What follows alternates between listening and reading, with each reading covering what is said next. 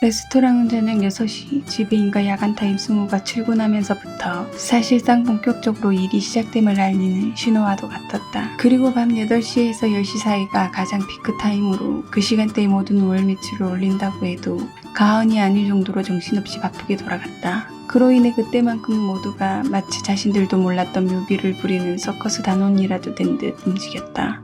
양팔로 음식이 담긴 접시를 서너 개씩 나르는가 하면 길게 뻗은 잔에 가득 담긴 생맥주를 한 번에 5-6개씩 트레이에 올려 실어 나르며 아슬아슬한 묘기를 부려야 했고, 그건 꽤 집중력을 발휘해 균형을 잡는 것에 매우 신경 써야 했다. 특히나 잔을 내릴 때 한쪽으로 무게가 쏠리지 않게 내리는 순서에 있어 매우 신중해야 하는데, 그러지 못하면 간혹 실수가 나오기도 했다. 그건 자칫 스스로 균형을 잃어 벌어지기도 하지만, 대부분 손님이 선의로 도와주려고 갑자기 잔을 집어들게 되면 미처 대비하지 못하고 무게가 한쪽으로 쏠려 겨우 잡고 있던 균형이 흐트러져 벌어지는 경우가 많았다. 거기에서 그게 그냥 바닥으로 쏟아지면 그나마 다행이지만 손님에게 쏟는 경우엔 말 그대로 대참사가 벌어지는 것이었다. 그래서 직원들은 이를 배우면서부터 듣고 보며 각자 나름대로 그런 참사를 피해갈 방법을 생각하고 또 매 순간순간의 경험으로 스스로 터득해 가야 했다. 재경과 아영 역시 선배들의 조언을 듣고 보며 그런대로 요령껏 잘 피했는데, 다소 주의력이 부족하고 산만한 승호는 벌써 2번째 대참사를 일으키고 말았다.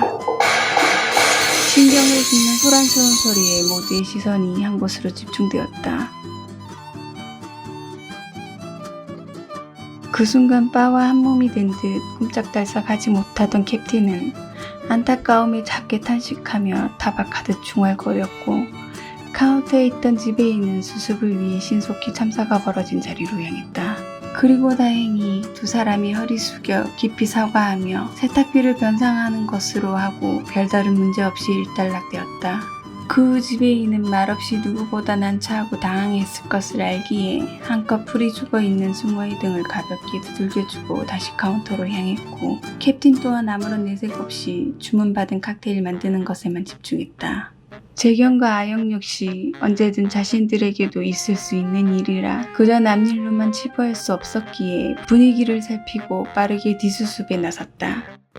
그런데 그 와중에도 분위기 파악 못하는 서길이 주문받은 음식을 내어가다 말고 대놓고 핀잔을 늘어놓았다.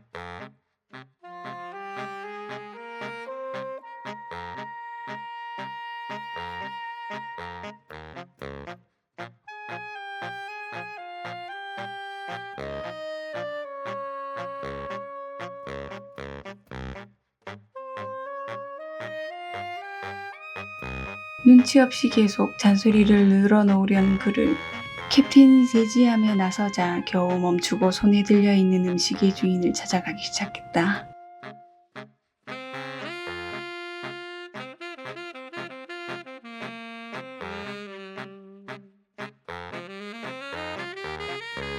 그렇게 한바탕 폭풍이 휩쓰는 사이 시간은 어느덧 밤 9시를 가리키고 있었고, 테이블 위에 캔들엔 불이 켜지고 그때부터 분위기가 조금 달라져 식사는 마감되고 술과 안주 주문만 가능한 시간이 되었다.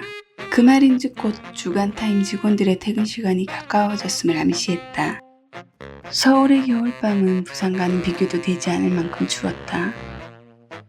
퇴근길 조금이라도 살을 내는 장기운을 막아보고자 몸을 잔뜩 웅크리고 지하철역으로 향하던 재경은 늦은 오후 우중충한 창밖을 보며 캡틴이 무심히 했던 말을 떠올렸다.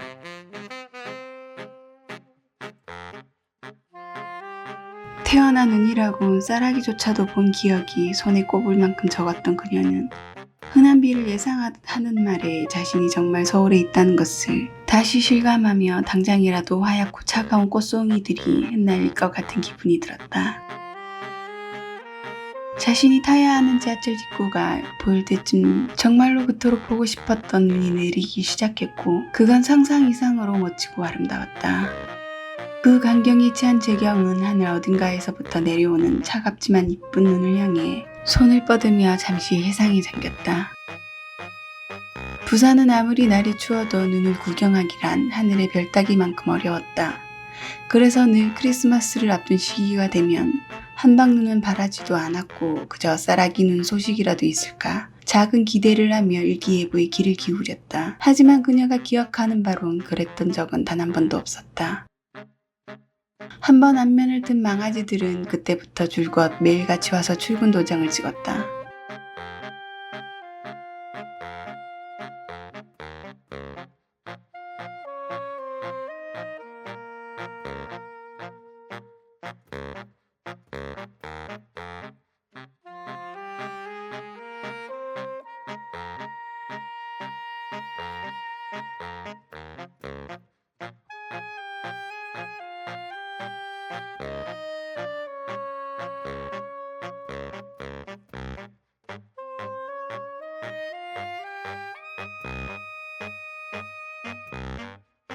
그녀 역시 퉁명스레 냉랭하게 말했지만 부정할 순 없었다. 솔직히 그곳에선 이상하리만큼 시간이 더디게만 흘러가 지루하기 그지없었다가도 누군가와 잡담이라도 하면 그나마 제 시간이 가는 것처럼 느껴졌다. 날씨가 추워져 두꺼운 외투를 좀처럼 벗지 못한 채 잔뜩 웅크리고 있던 재경을 본 망아지들은 순간 먹잇감을 포착한 하이에나로 돌변해 장난기를 가득 담은 눈으로 서로 맞장구 치며 약올리듯이 굳게 말했다.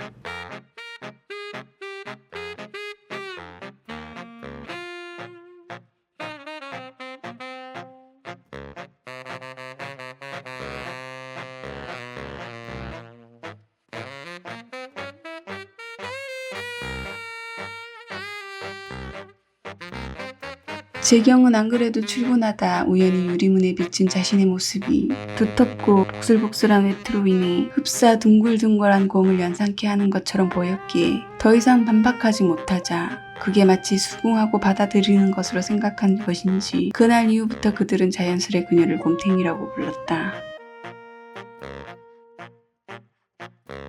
하지만 그걸 순순히 당하고만 있을 성격은 아니었기에 대가품은 잊지 않고 해주었다.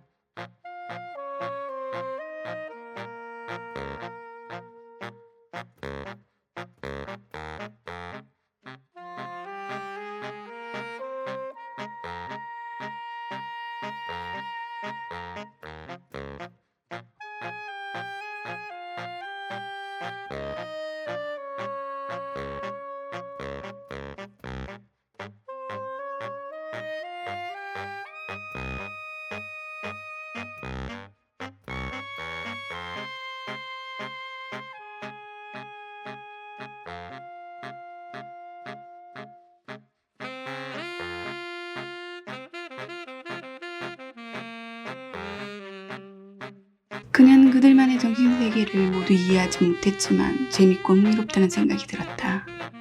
한참을 장난치며 푸닥거리더니 무슨 영문인지 갑자기 조용해진 성희가 유리문 밖을 보며 새삼 진지하게 믿을 수 없는 말을 했다.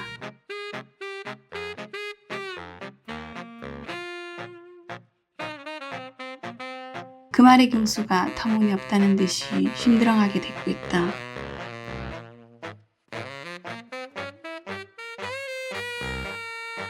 재경도 머리로는 믿지 않았지만 몸은 그 어느 때보다 빠르게 그녀를 유리문으로 데리고 가 밖을 내다보게 했다. 그러자 이내 말을 꺼냈던 장본인이 본색을 보이듯 참고 있던 숨을 터뜨리며 재밌어 죽겠다는 듯이 말했다.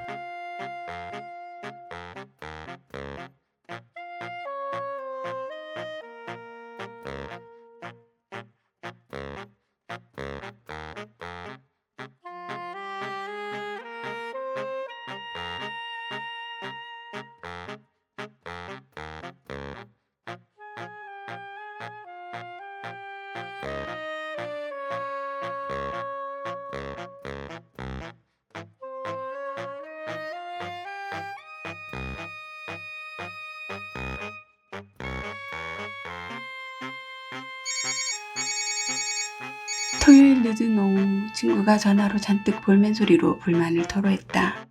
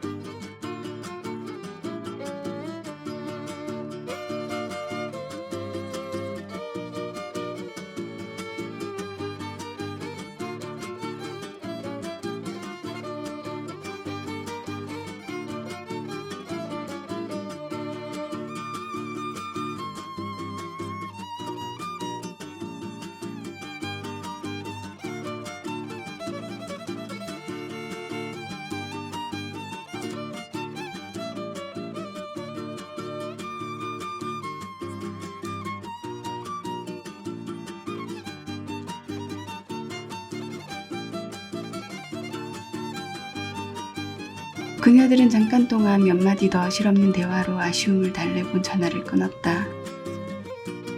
그날은 평소보다 시간이 무척 더디게만 흘러가고 있었다.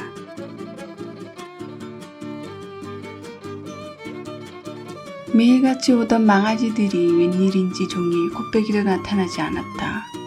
있을 때는 시끄럽고 성가실 정도였는데 막상 보이지 않자 지루함과 함께 왠지 모를 허전함이 들었다. 퇴근 시간을 앞두고 있을 무렵 성희가 황급히 문을 열고 들어와 뭐가 그리 급한지 숨도 고르지 않고 말했다.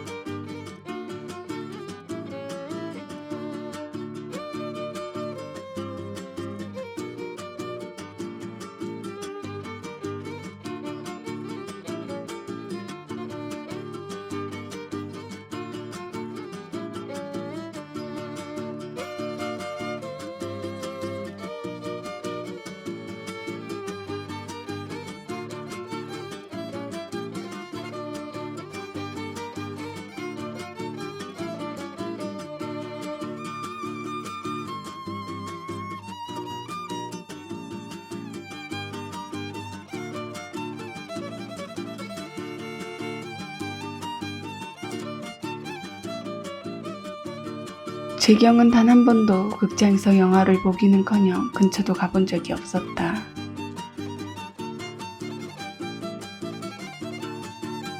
그녀에겐 크리스마스를 누구와 무엇하며 보내는지는 별 의미가 없었다. 그저 토요일 저녁 친구들과 약속도 깨졌고 매주 일요일이 유일하게 쉴 수 있는 단 하루의 한 건 같은 휴일인데 종일 집에만 틀어박혀 있는 것보다 한 번쯤 구경해보는 것도 나쁘지 않다는 생각에 그러기로 약속을 잡았다.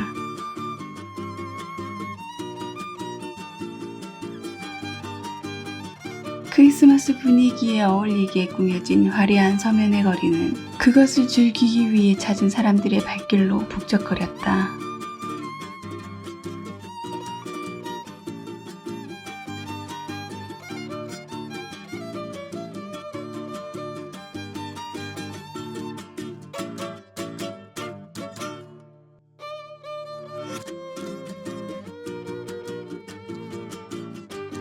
하지만 그녀의 말이 무색하게도 그 일은 곧 현실이 되어버렸다. 두 사람 다 설마 그런 일이 생길 거라곤 예상하지 못했기에 서로가 크게 신경 쓰지 않았다. 그런데 아주 잠깐 한눈을 판 사이 그만 분주히 움직이는 많은 사람들 사이에서 서로를 놓치고 말았다.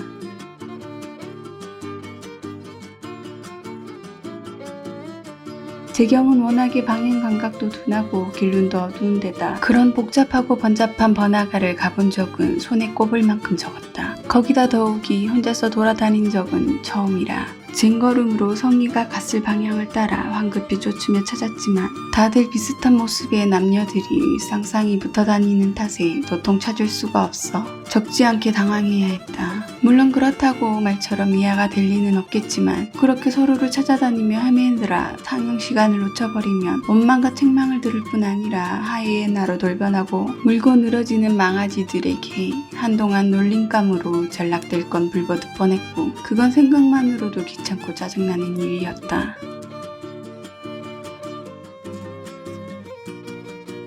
그녀가 진 땀을 빼며 사라진 펭귄을 찾는 것에 열중하며 걷고 있는데 갑자기 누군가에게 가볍게 팔이 잡혔다.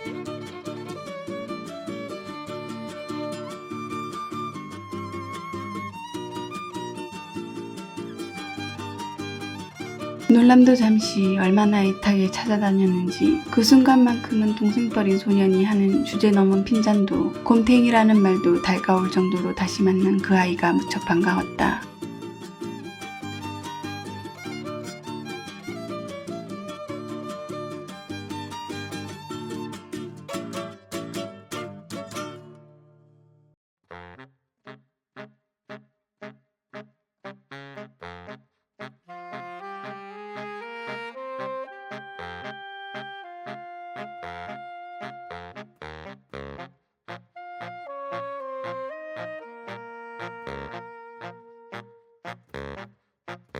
성희는 재경의 팔을 잡고 서둘러 극장으로 향하다 자신의 속도를 맞추기 힘들어하는 그녀를 위해 속도를 늦추고 보폭을 맞춰 걸어주었다. 그렇게 우여곡절 끝에 겨우 시간에 맞춰 극장에 도착할 수 있었다.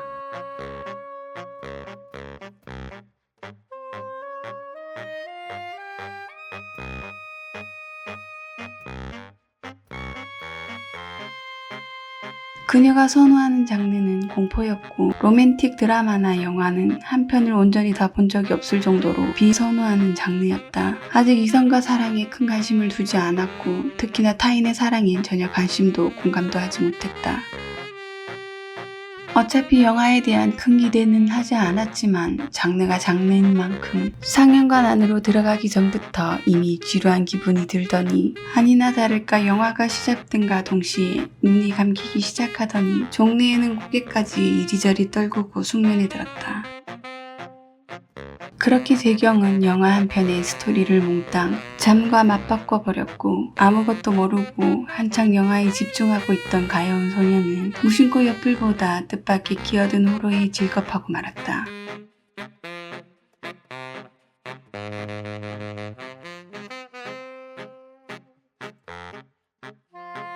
성희는 나풀거리는 머리카락과 함께 이리저리 춤추는 그녀의 머리를 살며시 자신의 어깨에 기대게 하고 얇은 미소를 지으며 다시 영화에 집중했다.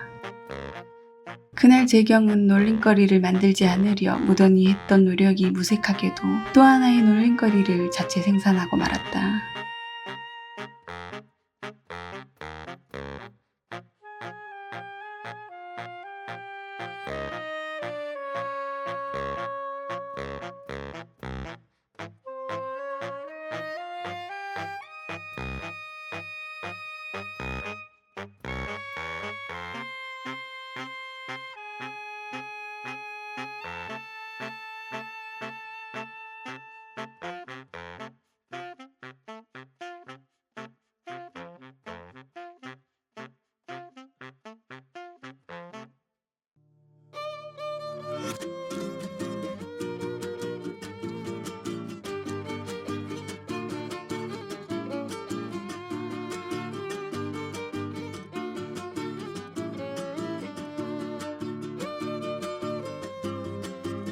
그녀는 다시 또 하이에나들에게 스스로가 놀릴 빌미를 제공한 것 같아 깊은 자괴감이 들었다.